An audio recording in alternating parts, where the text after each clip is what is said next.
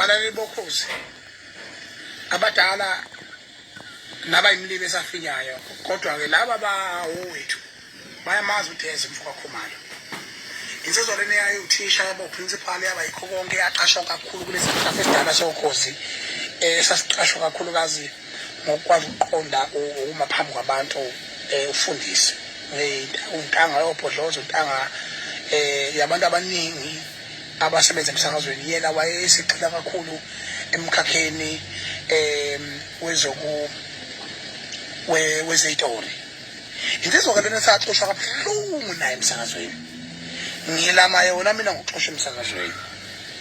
Ixoshwa abaphathi bokhozi hayi be-SABC. Abaphathi bokhozi ngalesikhathi kwakubonga Mpanzi umuntu wayephethe waqumxosha uDeze.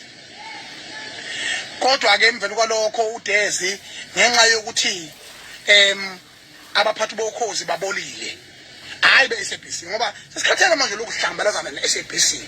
Sihlambalazana ne-SABC engabe siqonda ngqo bakwethu ukuthi indaba inokhozi ufisha ubone ekhanda abaphathi bokhozi babolile. Umntaka bathe bathilala qhawe wathi vuka qhawe kuyigunundu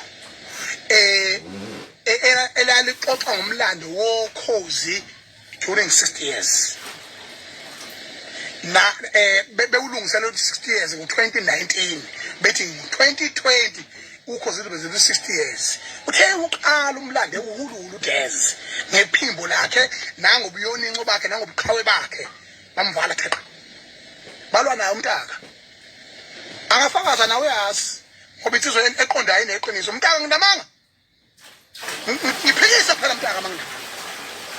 Emveni kwalokho lensizwa yakwaKhumalo bayivala bathi ayilutho bathi cha iphimbo lalomuntu alamukelekile la emsakazweni.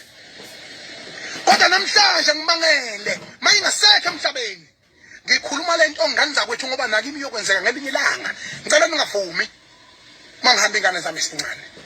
Ngicela ningasho lutho ngami mangihamba ingane zami esincane. Kwehluleke ngalesikhathi uBK ehulula umlando umfowethu nayo omunye wabantu abathwele kanzima. Ulomfana lo wakithi ubheka ehulula umlando ka10 years kaMaskandi ehlehla nawo uze kube manje from 2010. Manje ngenxa ukuthi umlando eminingi kaMaskandi ithinta igama lami bekuthi makufika lona nalabo abahlazi iqhusele zabeyilandile zabahlazi bevele zithi zeqiham bese qhamuka yena ezothi hayi kahle kwaba ukuthi kodwa manje ngoba sekufanele kuvele igama lami wasekucashwa wacashwa ngimbona ukuthi umfowethu uhlukumezekile na uncenge iphalishi akangasho lutho ngegama lami.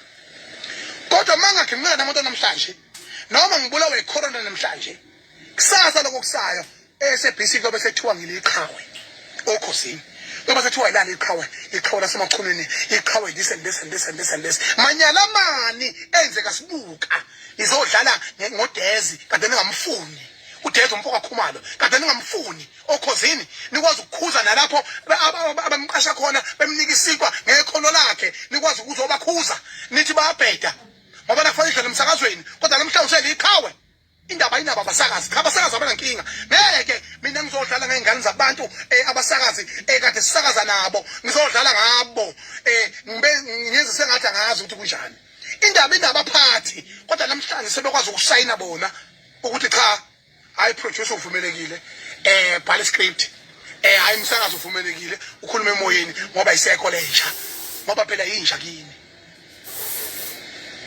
hayi bafowethu hayi my SABC ngaboni ukuthi iqashe abaphathi abangamanyala lapho okhosini angazi bobona nini